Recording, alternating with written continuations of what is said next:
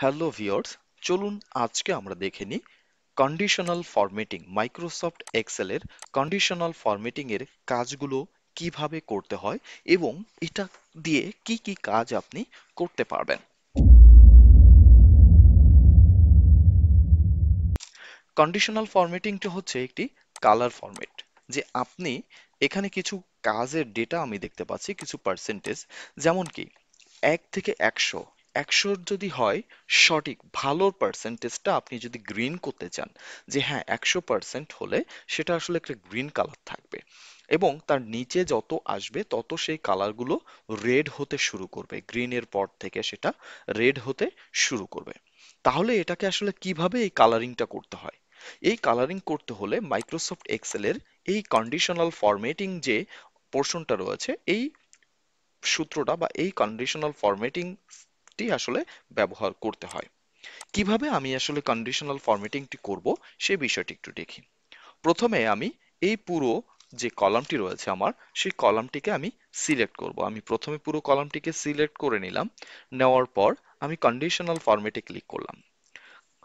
Conditional ফরম্যাটে click করার পর এখানে অনেকগুলো পাচ্ছেন আপনি, যেমন হাইলাইট সেল রুল পাচ্ছেন, টপ টু বটমের একটা রুলস পাচ্ছেন, তারপর আপনি পাচ্ছেন ডেটা ডেটা বারস নামক একটা রুল পাচ্ছেন আপনি, তারপরে পাচ্ছেন যে ডেটা বার, অর্থাৎ বার সাইড থাকলে ছোট থেকে বড় হতে হতে কালার হয়ে আসবে। আবার চাইলে আপনি চাইলে সরাসরি এরকম কালার ফরম্যাট করতে পারেন। আপনি যদি কালার ফরম্যাটটা এমন করতে চান যে সব থেকে কম পার্সেন্টেজটাকে আপনি রেড করবেন এবং সব থেকে ভালো অর্থাৎ 100-কে আপনি গ্রিন করবেন, তাহলে আপনাকে নিতে হবে এই কালার স্কেলের প্রথম যে ঘরটি দেখতে পাচ্ছেন সেই ঘরটিকে সিলেক্ট করবেন। এই ঘরটি সিলেক্ট করলে দেখতে পাচ্ছেন আমার এখানে কালার ফরম্যাট কিন্তু যেগুলো 100% রয়েছে সেগুলো কিন্তু গ্রিন কালার রয়েছে, এবং তার থেকে কম যেগুলো সেগুলো কিন্তু আস্তে আস্তে কালার চেঞ্জ হতে হতে হতে একটা সময় সর্বশেষ পার্সেন্ট যেটা সব থেকে কম, লোয়ার লোয়ার স্কোর যেটা, সেই লো স্কোরটা কিন্তু রেড মার্ক হচ্ছে। তো আপনি যদি এর বিপরীতটা করতে চান, যে আমি একদম লো স্কোরটাকে গ্রিন করতে চাই, তাহলে কি করতে হবে? পাশের যে ঘরটি রয়েছে এই সেলটাকে সিলেক্ট করতে হবে। সিলেক্ট করলে আপনার কিন্তু সম্পূর্ণ অপোজিট অর্থাৎ উল্টা বিষয়টি হবে।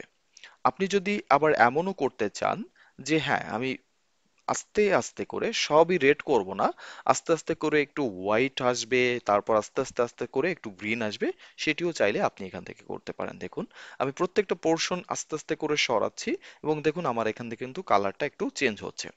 আপনি চাইলে গ্রিন কালার না করে অন্য কোনো কালারও আপনি ফরম্যাট ব্যবহার করতে পারেন, যেমন দেখুন এখানে কিন্তু প্রত্যেকটা কালার ফরম্যাট রয়েছে। আবার এখানে দেখুন দেখুন যে পুরোটাই কিন্তু গ্রিন, কোনো রেড মার্ক হবে না।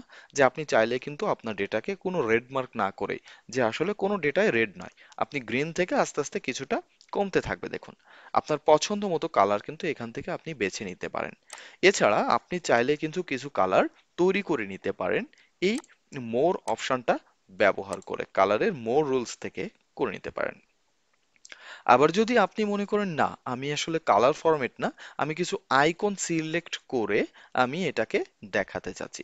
আসলে আইকন সিলেক্ট করে কেমন করে বা কিভাবে দেখাতে হয়, যেমন মনে করুন যে 100% থেকে কমতে কমতে আপনার লোয়ার পার্সেন্ট এসেছে, অর্থাৎ হায়ার থেকে লোয়ারে এসেছে।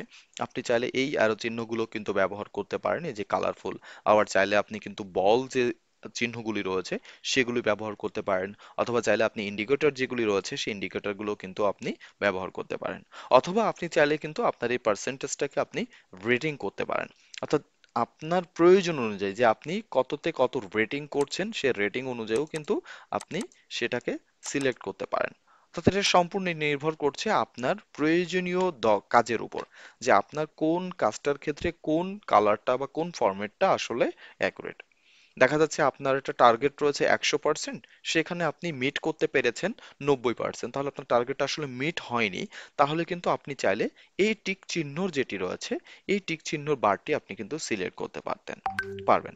সো এভাবে কিন্তু আমরা খুব সহজেই আমাদের এই কালার ফরম্যাটিং যেটা রয়েছে সেই কালার ফরম্যাটিংটা কিন্তু আমরা ব্যবহার করতে পারি।